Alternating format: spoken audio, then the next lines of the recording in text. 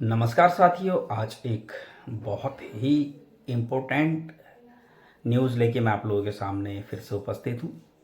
साथियों, आज मैं एक ऐसी न्यूज़ लेकर आया हूँ जो आप लोगों के लिए बहुत ही ज़्यादा इम्पोर्टेंट है। कहीं ना कहीं आप लोगों के चेहरे पर जो एक मायूसी है वो कहीं ना कहीं दूर होगी।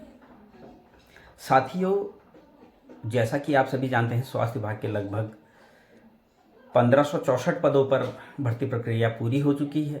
कुछ मामले कोर्ट में हैं। 1376 पदों पर ज्वाइनिंग मिल चुकी है और बाकी पद जो है वो कोर्ट में अभी विचाराधीन है। कोर्ट में वो मामले चल रहे हैं और मेडिकल कॉलेज के 1455 पदों पर भर्ती प्रक्रिया चल रही है। अब उत्तराखंड के बेरोजगार नर्सेज को यही चिंता सता रही है कि इन पदों के भरने के बाद विज्ञप्ति कब आएगी। 10-15 साल लग गए और 10-15 साल और लग जाएंगे तो हमारा भविष्य क्या होगा, ये बहुत बड़ा सवाल है। तो साथियों, मैं आप लोगों को एक बहुत बड़ी गुड न्यूज़ देने वाला हूँ। ऐसी न्यूज़ जो कहीं ना कहीं उत्तराखंड के बेरोजगार नर्सेज के लिए रामबाण सिद्ध होगी। साथियों, आप जानते हैं कि उत्तराखंड के अंदर 4 मेडिकल कॉलेज और एक हल्द्वानी का कैंसर अस्पताल, टोटल 5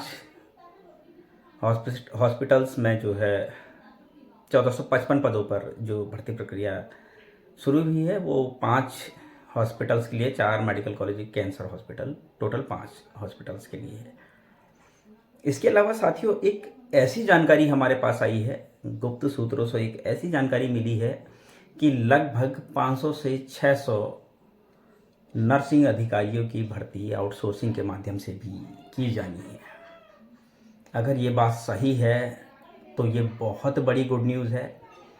ये एक ऐसी न्यूज़ है जो आपके चेहरे पर बहुत बड़ी मुस्कान ला सकती है। अब बहुत सारे लोग ये कह रहे होंगे कि कुछ लोग परमानेंट हो रहे हैं और हमसे कहा जा रहा है कि आउटसोर्सिंग के माध्यम से 500-600 पद भरे जा रहे हैं, उसमें आप लोग खुश हो जाओ। तो साथियों, मुद्दा ये नहीं है कि आउटसोर्सिंग से 500-600 पद भरे जा रहे हैं तो आप खुश हो जाओ। मुद्दा ये है कि क्या अभी भी 500-600 पदों पर भर्ती की जा सकती है? मतलब इतनी रिक्वायरमेंट अभी और है, तभी तो आउटसोर्सिंग के माध्यम से ये पद भरे जा रहे हैं। इसका मतलब इन पदों पर स्थायी भर्तियां भी जल्द निकाली जा सकती है। बस हमको थोड़ा सा सक्रिय होना होगा, बस हमको थोड़ा सा मेहनत करनी होगी, बस हमको थोड़ा सा ईमानदारी से काम करना होगा। साथियों, एक बहुत बड़ी गुड न्यूज़ है। मुझे कुछ ऐसी इन्फॉर्मेशन मिली है कि 500 से 600 पदों पर जो है आउटसोर्सिंग के माध्यम से भी नर्सिंग के पद भरे जाएंगे और ये एक ऐसी न्यूज़ है, 500-600 पद अगर नर्सिंग के आउटसोर्सिंग के माध्यम से भरे जाएंगे तो हम इस आउटसोर्सिंग का अगर विरोध करें तो परमानेंट पद भी भरे जा सकते हैं। ये बहुत बड़ी गुड न्यूज़ है हम लोगों के लिए और हमें इस चीज़ को समझना होगा। साथियों, हम सभी लोगों को सक्रिय रहना पड़ेगा। हम सभी लोगों को पूरी ईमानदारी से काम करना होगा, समर्पण की भाव से काम करना होगा और एक दूसरे के सपोर्ट के साथ काम करना होगा। यूनिटी में जब तक हम लोग नहीं रहेंगे तब तक किसी भी काम को सफल नहीं किया जा सकता है। ये बहुत बड़ा मुद्दा है। मैं फिर से आप लोगों को कह रहा हूँ, अगर आउटसोर्सिंग के माध्यम से 500 से 600 पद अगर भरे जा रहे हैं तो सोचिए, उनको हम स्थायी भर्ती के रूप में भी निकलवा सकते हैं। और जैसा कि मैंने आपको पहले ही बताया था कि Haridwar medical college, Pithoragarh medical college और Rudrapur medical college, 3 medical colleges में भी स्थायी वैकेंसी आनी बाकी है। ये भी एक बहुत बड़ा मुद्दा है। तो साथियों, आप सभी लोग, जितने भी हमारे साथी हैं, सभी लोग सक्रिय रहें। ये ना सोचें कि अब पद कब निकलेंगे। इतने मेडिकल कॉलेज खुल रहे हैं, उनमें भी स्थायी नियुक्तियां होंगी और ज़रूर होंगी। बस ईमानदारी से हमको काम करना होगा।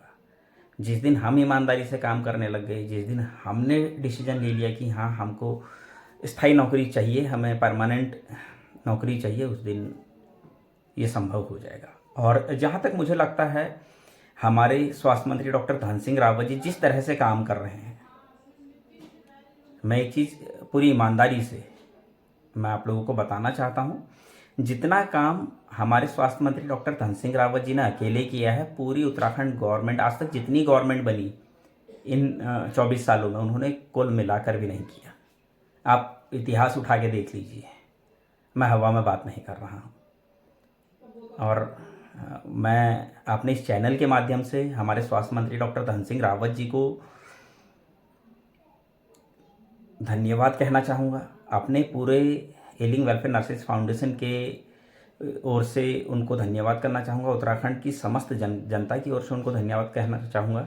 और मुझे बहुत अच्छा लगा कि उनका एक विज़न है, उनका एक टारगेट है और उनका विज़न क्लियर है कि हाँ, स्वास्थ्य सुविधाओं को बेहतर करना है। और एक चीज़ और बताता हूँ, मैं क्योंकि हेल्थ डिपार्टमेंट से आता हूँ तो मैं हेल्थ डिपार्टमेंट की बात कर रहा हूँ, लेकिन जिस तरीके से शिक्षा के क्षेत्र में भी वो काम कर रहे हैं, आप देखिए एलटी की भर्ती निकली और आपका क्या बोलते हैं प्रवक्ता की निकली, लेक्चरर की, और आपकी बेसिक शिक्षकों की निकली, लगातार वो काम कर रहे हैं। और यहाँ स्वास्थ्य विभाग में भी उन्होंने सिर्फ नर्सिंग ऑफिसर्स की जो है वैकेंसी नहीं निकाली, उन्होंने टेक्नीशियंस की भर्ती आप देखिए लगातार कर रहे हैं, आपका डॉक्टर्स की भर्ती लगातार कर रहे हैं, और अभी उन्होंने वार्ड बॉय की भी लगभग 2600 पदों को भरने की बात। तो उनका विज़न आप सोचिए कितना बड़ा विज़न लेकर वो काम कर रहे हैं। तो कहीं ना कहीं जो भी गवर्नमेंट है, बाकी के लोगों को भी उनसे सीखना चाहिए कि किस तरीके से काम किया जाता है और जिस तरीके से वो काम कर रहे हैं। मैं ये सिर्फ इतना कहूँगा, अगर वो घर में बैठे भी रहेंगे तो सीट निकाल देंगे, क्योंकि जिस तरीके से धन सिंह रावत जी हमारे जो स्वास्थ्य मंत्री है और शिक्षा मंत्री भी हैं, जिस तरीके से उन्होंने अपने क्षेत्र में अपने विभागों में भर्तियाँ निकाली है, काबिल तारीफ़ है। और मैं फिर से एक ही बात कहूँगा, पूरे उत्तराखंड में आज तक कोई भी नेता ऐसा नहीं हुआ जिसने इतना बड़ा काम किया हो, जिसका इतना बड़ा विज़न हो। एक सोच के साथ हमारे स्वास्थ्य मंत्री जी और शिक्षा मंत्री जी दोनों ही मंत्रालय उनके पास है। और मुझे खुशी है इस बात की कि ऐसे दो मंत्रालय जो कि बहुत अहम हैं, और मुझे खुशी है कि वो धन सिंह रावत जी जो हमारे स्वास्थ्य मंत्री हैं उनको और शिक्षा मंत्री उनको मिले हैं दोनों मंत्रालय।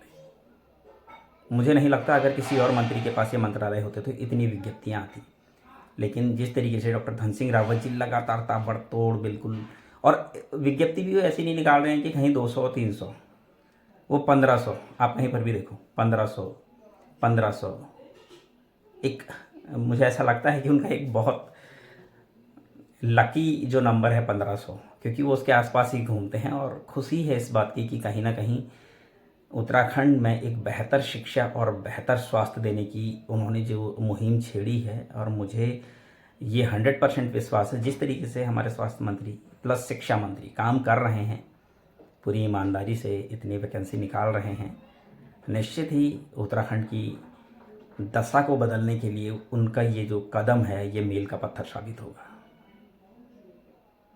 साथियों, ऐसे नेता बहुत कम होते हैं जो इतना बड़ा विज़न लेकर काम करते हैं। मुझे खुशी है कि बहुत बड़े विज़न के साथ स्वास्थ्य मंत्री जी, शिक्षा मंत्री जी, हमारे डॉक्टर धन सिंह रावत जी लगातार काम कर रहे हैं, और हमारे सभी की ओर से उनको शुभकामनाएं भी हैं और हम धन्यवाद भी देना चाहते हैं। और यही कामना करते हैं कि इसी तरीके से वो काम करते रहें और हम सभी लोगों का सहयोग हमेशा उनके साथ रहेगा। जिस तरीके से वो समझ रहे हैं, जिस तरीके से डॉक्टर धन सिंह रावत जी ने प्रण लिया है कि हाँ, सुविधाएं बहुत अधिक बेहतर हम करेंगे, चाहे शिक्षा के क्षेत्र में है, चाहे स्वास्थ्य के क्षेत्र में है।